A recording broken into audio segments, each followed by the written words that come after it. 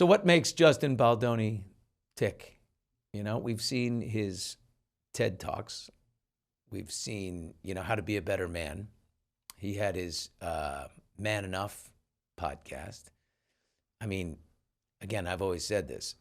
If he's guilty of half the shit Blake Lively says he's guilty of, then he is the biggest fraud that ever hit the planet. And I don't think that that's likely. But a few years back, 5 years ago, almost to the day, he released a book called Man Enough, Undefining My Masculinity. Okay, most alpha males right now are rolling their eyes going, Jesus, guy, come on. But he did the rounds. He spoke about life, religion, masculinity in an hour-long interview with celebrity therapist Cara Mayer Robinson on her podcast, Really Famous with Cara Mayer Robinson. And here's Justin talking about therapy and feelings. So what are you working on in therapy? Is it a lot of the stuff that you talk about in the book, or are there other things? Right now, well, what I'm working on, ironically, in therapy is actually tapping into how I feel about things. Like, what am I feeling? Like, I'm pretty good at like saying what I'm feeling, but what am I actually feeling? How do I feel about that? Because still, it doesn't matter if I'm able to feel. I have 37 years of repression, of repressing feelings for my own protection, that it doesn't just get undone over a day or a week or a year or 2 years. It's like checking in with myself. So it's like I might be angry about something, but then all we know, and you're a therapist, all anger is unexpressed pain, right? And sadness. So it's like, well, what am I actually hurt by or sad about? Where's that come from? And until we actually get a chance to really know what those things are, like, you're just stuck. He's a thinker. He's a seeker. And maybe he's saying that Blake lashing out at him means that she's in pain. I'm telling you, if this guy's as hippy-dippy and groovy as I think he is, when this is over, he's going to say some loving things about Blake, right? He's going to take that. There's the high road, and then there's the heavenly road, and he's going to take that. We welcome Cara Mayer Robinson, who spoke to Baldoni. How you doing there, Doc? Can I call you Doc? No, you can't call me Doc. I'm not a doctor. I'm right. not a doctor. I'm Cara Mayer Robinson. I'm the regular I know, but you got a white coat on. Most- You got a white coat? It's a blazer. It's not a lab coat. Okay, fine. It's Come a on. very chic blazer. So what were you? Thank you. I mean, this is 5 years ago, but that's definitely, he's given the Baldoni vibes that I expect, and I feel him. I've always said, if he's guilty of half the things she says that he's guilty of, then this guy is the biggest fraud that ever lived. He's really dined out on being a better man, and and his whole religion, Baha'i, is based upon equality between men and women, exalting women. I mean, so he really would be the biggest fraud on the planet. What did you take away when you clicked end conversation with him? Well, that's a good question, because at the beginning, I don't like to judge. I don't like to come in with preconceived notions. I'm a therapist, so like I would never do that. I need to see what I see in front of me. So for like an hour or more, I think we probably talked for just over an hour, maybe almost an hour and a half. And I'm really just like listening and absorbing. And by the end, I knew my feeling was this guy is legit. He is, like you said, he's a thinker, he's sensitive, he's very reflective and intentional in trying to figure things out. So that my impression of him was good. All right, let's go to another bite now of Cara's conversation with Justin Baldoni. This one's on bullying and being sensitive. Here we go. It's this thing that, as boys and as men, you grow up and you want to be accepted by the other boys. You want to be liked. You want to be considered cool.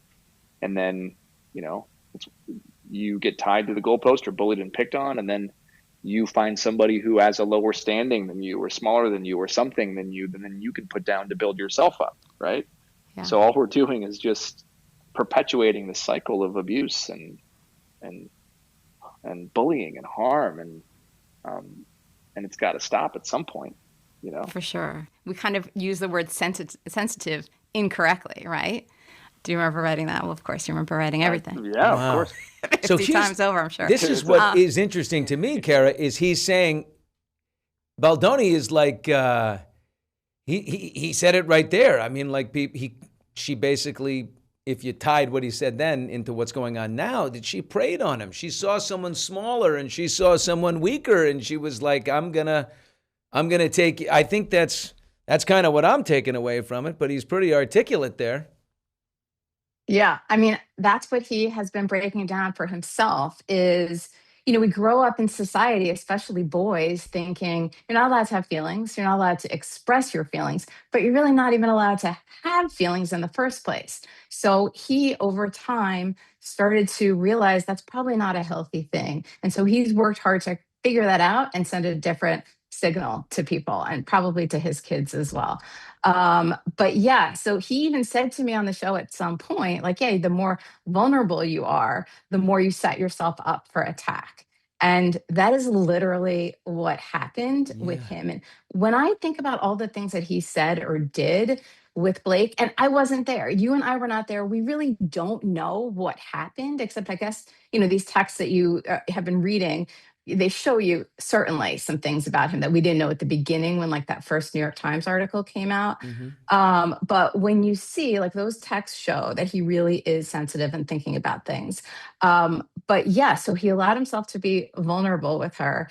And in fact, it did turn around and it was an attack, which is like the worst. That is not what we want to set people up for. I think I've always felt that Ryan Reynolds is actually worse than Blake Lively. So he saw the wolf is Ryan, and he saw, and he's controlling Blake, and he doesn't like this guy and his vibes near his wife. So the Blake, is being controlled a little bit. She's got the instincts. She doesn't need a lot of help. But Ryan is right there as the wolf, and he sees the vulnerability. He sees the man bun. He made Nice Pool. He made Nice Pool in his movie and made fun of him for being a sissy and a wiener and a wuss. And he just got underneath his skin, and he pounced on this little guy who made himself too vulnerable, too available, too sweet. And, they tried. They thought for sure they'd be able to chew him up. God, this is really actually very prescient, this interview of it's 5 years almost to the day. So this is, I know when you look back, I was looking back at this and I'm thinking, I know what I saw when I interviewed him. I mean, I have a really good sense of people. I'm a therapist and as an interviewer on my show, like I'm really figuring people out. And then when this whole story blew up, I was like, what? This does not add up to me at all. This is not something that would happen with the guy that I got to know. And I had some follow-up communication with him too. And like, no, he's an intentional.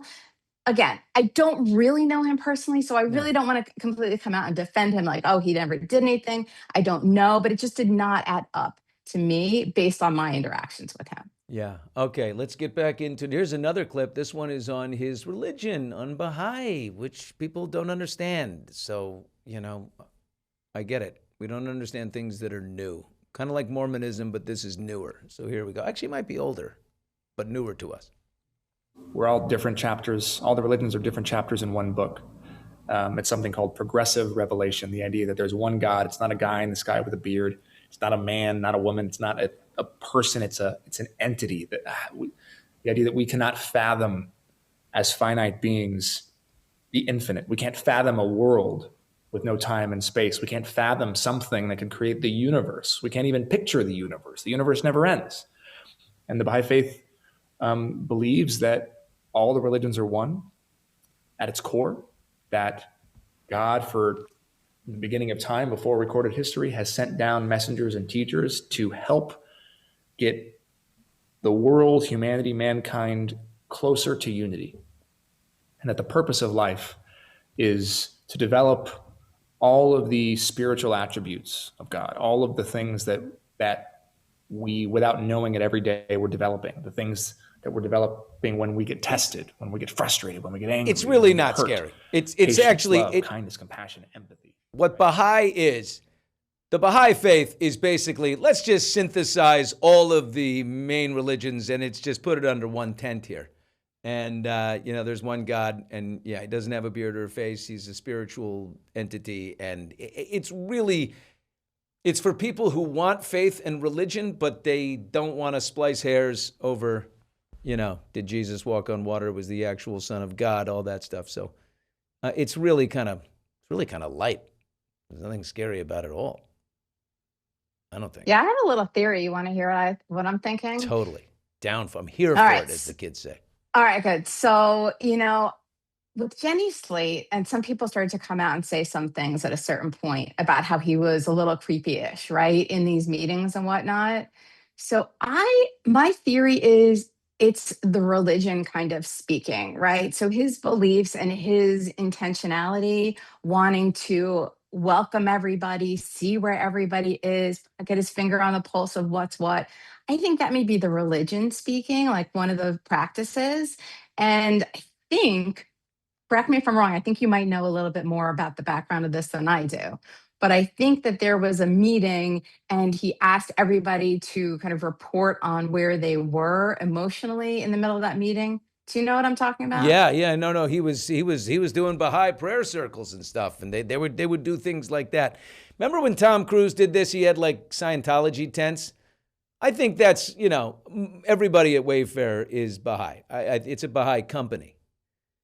But I can see other people being like, That's what I mean. I think that was maybe a bit of a turnoff for people who are like, what is this? Like, this is not what I'm used to in a professional meeting. Yeah, it would be so for me. that may be part of what they were perceiving. That makes sense to me. That, like, I get it. Not everybody's embracing that. And they're kind of like, this is a professional meeting. But that's a whole different story than what was put on the table and what he's been accused of. I also just think that, he was expected to get into his little box, and as soon as Ryan showed up and started, saying, I need you to move the schedule by 2 weeks so my family can be here, and thank you for dealing with Blake, and she's a great creative, so you'll let her rewrite scenes, and he started to dictate and mandate and overpower Justin Baldoni. He figured Baldoni would get the clue and crawl back into his little hole, and Baldoni's like, no, a very earnest little fellow who's like, I fought hard to get this material from Colleen Hoover. I believe in it.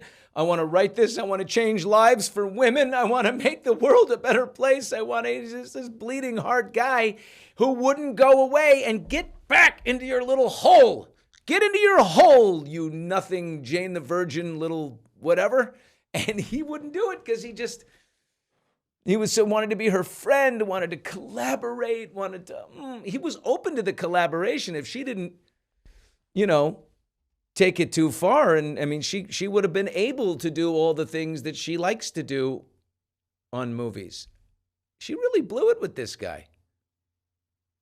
Yeah, I mean, I really do feel like he was so supportive of her. Yeah. And when you like trying to make her feel better about everything, like that checks out to me with who he is or how I met him and how I know him to be. But for sure, that text, I think you read it on your show yesterday, the text where he was like trying to become friends with Ryan. Like, yeah, but that was an awkward. See, that's a great example. Yeah. It's awkward. He opened the door to the wolf by saying, hey, like he basically sent him a text that's like, I'm not going to try and sleep with your lady because I really believe that, and we have a small circle in my family. And, I mean, like, why even bring it up? I mean, like, it was awkward, but he started it. Yeah, he did. But he was trying to like disarm Ryan, right? He's trying to disarm Ryan and be like, it's all good. Respect to everybody. I'm not trying to step out of line, anything like that. And so I think it was well intended, but you have to know who's on the other side of what you're doing, right? On the other side of the text. I wonder what motivated him to do that. I wonder what motivated him to do that. I wonder if someone had told Justin Baldoni, hey, Ryan Reynolds is a mercurial son of a bitch. I mean, he is really tough. So you better like reach out to him and sort of establish like a good line of communication so you can have like, he's a tough one. And that is what prompted him to write it, or just that he wanted, he said, I've been meaning to write this for a month. It's taken me a month Yeah. and he never sent it. So he's shitting his pants. And then he goes on to compliment the heck out of Ryan. I've loved your work and all this stuff, which is delivering himself as lesser than. On arrival, he's putting Ryan up here and letting him have his way with him. I agree with that. I think you're a bit of a therapist yourself in your analytical skills. I armchair. agree, but I think he did probably hem and haw over what he was going to say for a long time. And I bet he ran it by his wife, Emily, and I bet he really gave it a lot of thought. Unfortunately, it seems to have backfired. Totally. We have one more clip, right? I mean, Justin Baldoni's really famous now. He's globally known, and I think it's going to translate to his work. I've had a few had a conversation with a big executive producer in Hollywood who makes a lot of big movies and was tangentially involved in this film. And he said he would hire Justin Baldoni and will hire Justin Baldoni immediately. Like I think he's in good shape, and so he'll be able to move on. But your show is really famous. That's what he's going to be really, really famous. He already is. What was his relationship to fame 5 years ago when you spoke to him? Steve, fire that one. Fame. I didn't ask you about fame. Like, what is it like for you generally? Being famous, being recognized. People see you probably and they'll know you right away. How is that experience? It's the opposite of the experience I had growing up, because people would talk about you. People would talk about me growing up, but they talk about me in a negative way. Oh, he's this or he's that, or that's that kid or that. So, growing up and having fame is interesting. I want to make sure the way I look at it is this. If I can make somebody's day with a minute of my day, if I can make somebody's month or a year by taking a minute of my day, then that's something that I'm going to always try to do. So I don't have there's different levels of fame. I don't have the type of fame where like people chase me down the street anywhere I go. They will now. I'm not Shawn Mendes or Harry Styles or Billy Bush or George Clooney.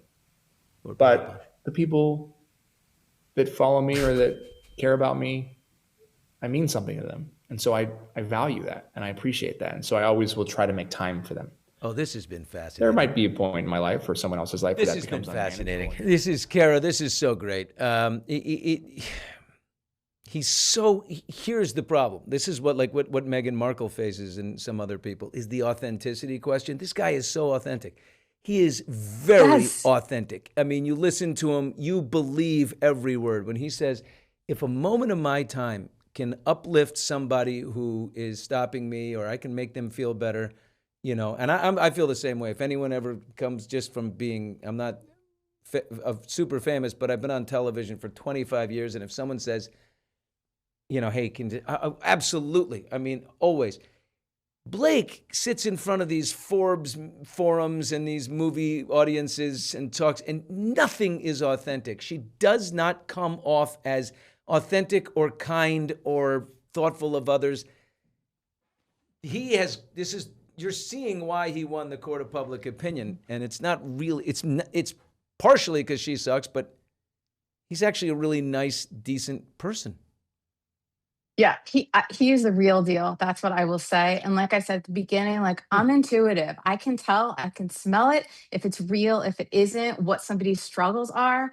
He's the real deal. And by the way, you tapped into something. I'm dying to have Meghan Markle on my show because we're going to have that kind of conversation too. That's why it's called Really Famous, because I'm interested in who they really are. So it's like he gave me the real and I'm ready for the real. I'm not interested in that polished nonsense. Let's see who you really are. Well, and I feel like Justin showed me who he was. I think so too. You did a great job bringing that out. And Thanks. I'll tell you this, if you do have Meghan Markle on your show, I'd like to come in as an expert and Billy Bush is here and he wants to tell you what he thinks you should do. Here, admit a fault sometimes. Tell people, here's what, Meghan Markle, all you have to do is look and say, don't you hate it when you're trying so hard to do something or accomplish something and you force everything and you don't just, you're out of flow because you're trying to force things on people. And I just did and I feel like shit, I failed and I want to just start over. And people go, yes. Nothing she She has a connection problem with people. I think Baldoni's handled himself incredibly well, and especially his silence in the last year and a half has been probably very difficult, but very, very helpful. And this, So I will second that also. I don't know because I haven't talked to him. I mean, I did talk to him a bit in between or before everything blew up. But in terms of the silence, that is so painful. I recently had, you know who Chris Noth is, right? From Sex and the City. He played Mr. Big. yeah, So there's a whole thing between, he had these sexual assault allegations come out years ago, and then Sarah Jessica Parker and Cynthia Nixon and Kristen Davis put out a statement that like they support the women who talked to the Hollywood Reporter. So it was an article in the Hollywood Reporter. We're going off topic. I hope that's okay. No, I love it. You're right with this? Yeah. Okay. So there's a Hollywood Reporter piece where these women came out and said that Chris Noth had well, I'm not going to get into the details of it, but there were some sexual allegations. Let's just say that. And so, but he was never charged or anything. There were no reports or anything like that. So after that, the Sarah Jessica Parker and her castmates put out that letter saying we support the women who came forward. So that was that. And then Chris Noth kind of dropped off the planet. His reps said, don't even say anything, let it die down. And then he didn't get any work or anything. And he's been silent for years. So I recently had him on my show a couple months ago. He was like, all right, I don't know if I should talk about this or not. He decided to talk about it with me. Good for you. And we talked about everything. And the silence and not being able to tell his side of the story has been so painful for him. Again, I'm not coming out and saying like, listen, not that he's didn't do anything wrong. I don't know, but all I'm speaking to is the fact that having to stay quiet when all of these emotions are swirling is painful. So when you said that about Justin, I can only guess, but yes, I bet the last year or however long it's been has been the biggest struggle for him. Oh yeah. Ever.